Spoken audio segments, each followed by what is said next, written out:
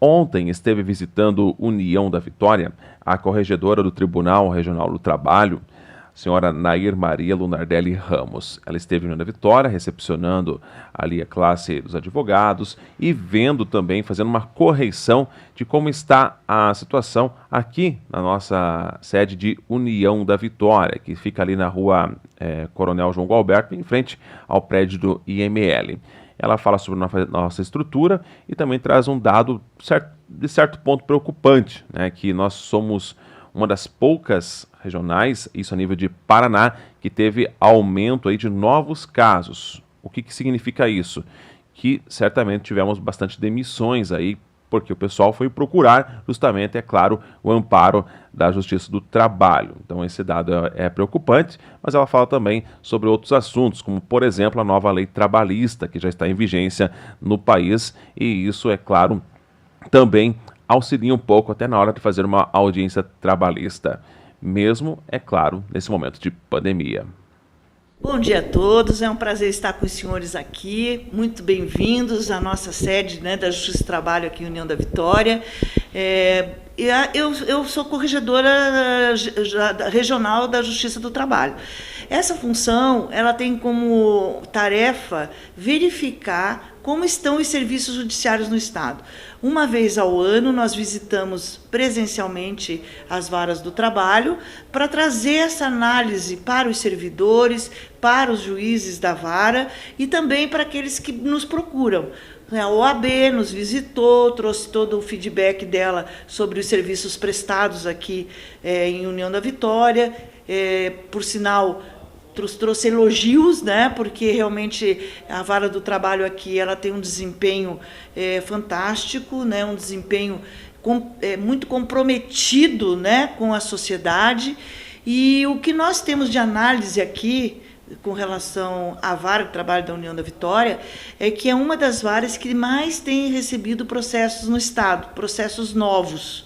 Né? Isso demonstra uma situação preocupante na sociedade, não é? Porque se há casos novos é porque há um maior número de demissão, também às vezes decorrente de as empresas fechando, né? Então tem que dispensar os seus servidores, seus funcionários.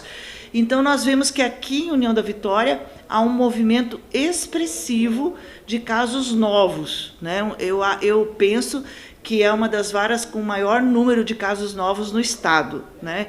Com relação ao desempenho da vara do trabalho, nós só temos que traçar elogios, porque a doutora Angélica ela é uma juíza extremamente compenetrada, comprometida, preocupada com o bem-estar social, e ela não mede esforços para dar conta de toda essa demanda que tem sido apresentada na Justiça do Trabalho.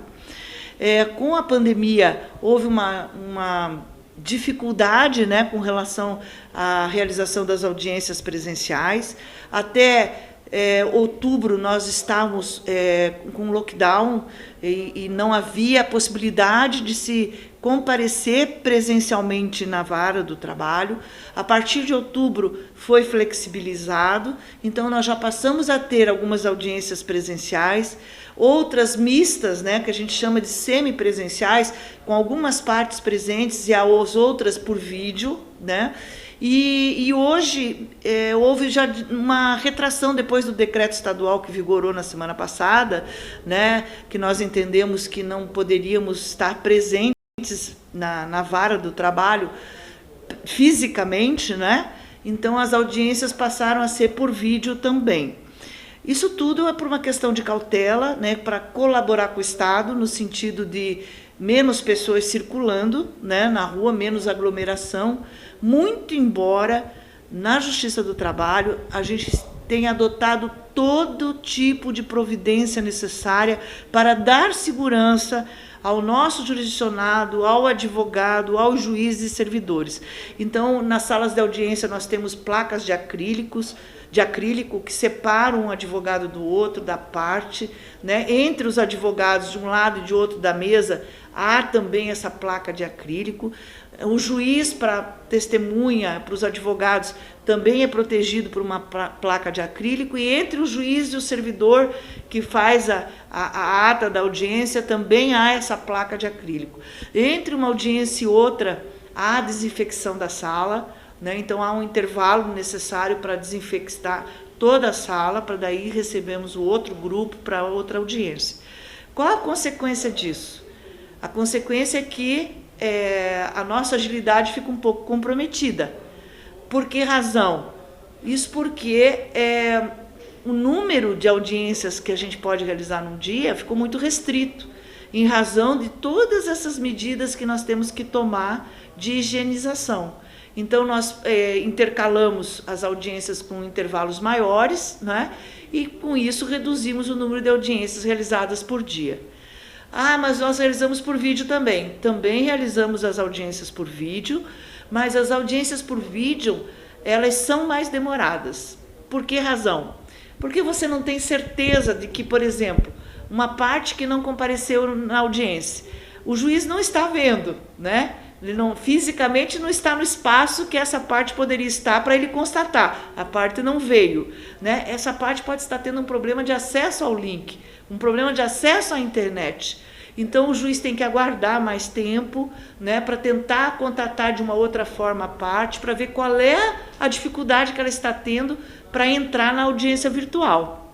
Então tudo isso é muito mais demorado, né? Então a consequência que eu vejo no futuro mais próximo é que as nossas pautas serão mais longas, né? As datas não serão tão próximas para a realização da audiência. Isso será uma consequência que mais tarde nós vamos ter que tratar e descobrir de que forma nós vamos poder reduzir novamente toda a pauta da Justiça do Trabalho. Com a pandemia, né, infelizmente, muitas empresas acabaram fechando suas portas ou então reduzindo o número de funcionários. Dentro dos conflitos das audiências sendo tratadas devido à pandemia, houve esse aumento de reclamação de partes, seja empregado quanto empregador ou vice-versa? Olha, foi um efeito muito interessante que aconteceu no Estado, né? No Estado, em geral, a gente percebeu uma queda muito grande do número de ações. Nós ainda não conseguimos detectar a razão disso. Se não está havendo contratação, e não havendo contratação não há demissão, né? Não sabemos se todos esses programas que o governo lançou de auxílio às empresas, de suspensão de contrato, se isso ainda está trazendo uma consequência de retardar novas demissões, não é? O fato é que, no Estado como um todo, o número de processos novos caiu. Agora, em União da Vitória, esse movimento é contrário. Aqui houve um grande aumento nas ações novas, né? Então, nos conflitos entre empregado e empregador. E aí eu atribuo a um número de empresas fechando, né, aqui em União da Vitória, que deve ter causado todo esse movimento de ações novas na Justiça do Trabalho. E desde que foram lançadas novas leis trabalhistas, né, que facilitaram, por exemplo, hoje se pode fazer ali entre as partes, entre o empregado e o patrão, um acordo trabalhista, algo que até então a gente sabia que acontecia muito, como a gente fala, debaixo dos panos, mas não tinha uma legalização. Com as novas leis trabalhistas, ficou mais fácil trabalhar essas questões nas audiências? Olha só, eu acho que isso é um dos fatores também, razão pela qual houve uma queda no número de casos novos. Não tanto porque existe acordo entre o empregado e o empregador, né? Alguns locais sim, outros não. As realidades são muito diferentes dentro do Estado. Mas eu creio que a mudança maior foi no sentido dos honorários de sucumbência. Isso trouxe uma certa cautela por parte dos reclamantes, porque anteriormente, na Justiça do Trabalho, o reclamante poderia apresentar todo o seu rol de pedidos e, se ele não conseguisse provar o seu direito, ele não sofria nenhum tipo de penalização. Com a nova lei, o que houve foi a criação dos honorários de sucumbência que já havia na Justiça Estadual, né, na legislação civil. Ou seja, o empregado, quando ele não consegue comprovar parte do seu pedido, ele tem que pagar os honorários para o advogado da parte contrária. Então, não é mais gratuito totalmente. Ele teria um ônus. Então, isso trouxe uma certa retração com relação aos casos novos, né? Porque um empregado hoje ele reflete, né, quais as consequências que ele pode ter no final do processo, né? Ele pode, no final do processo, além de não ganhar, né, de receber as verbas que ele entende que lhes são devidas, ainda ter um ônus, porque ele tem que pagar o advogado da parte contrária. Então, isso trouxe também um reflexo no sentido da diminuição dos casos novos. Há uma certa expectativa ainda, me parece, né, dos reclamantes, dos autores, para constatar qual vai ser o entendimento jurisprudencial dominante, de que forma isso vai se consolidar, para que ele possa, então, apresentar a sua queixa na Justiça do Trabalho. Para a gente finalizar, após a visita em todos os municípios aqui onde há um TRT, União da Vitória, assim como nos demais, como é feito o balanço final, né? Olha só, nós na Corregedoria Regional, nós temos ferramentas de BI, ferramentas que nos trazem todo o quadro das varas do trabalho dia a dia. Nós temos 97 varas, são muitas varas, né? Então é lógico que a Corregedoria não pode fazer esse acompanhamento diário. Mas nessa correção, que a gente chama essa visita, nós analisamos os dados todos de 2020. Nós fazemos um comparativo com 2019, 2018 e verificamos se houve o aumento de casos novos, qual foi a redução ou aumento na taxa de congestionamento. O que é taxa de congestionamento? É o quanto a vara está produzindo, quanto demora um processo naquela determinada vara. A análise desses índices, né, de melhora ou de piora são feitos hoje, né, com essa que a gente chama de ata da correção extraordinária.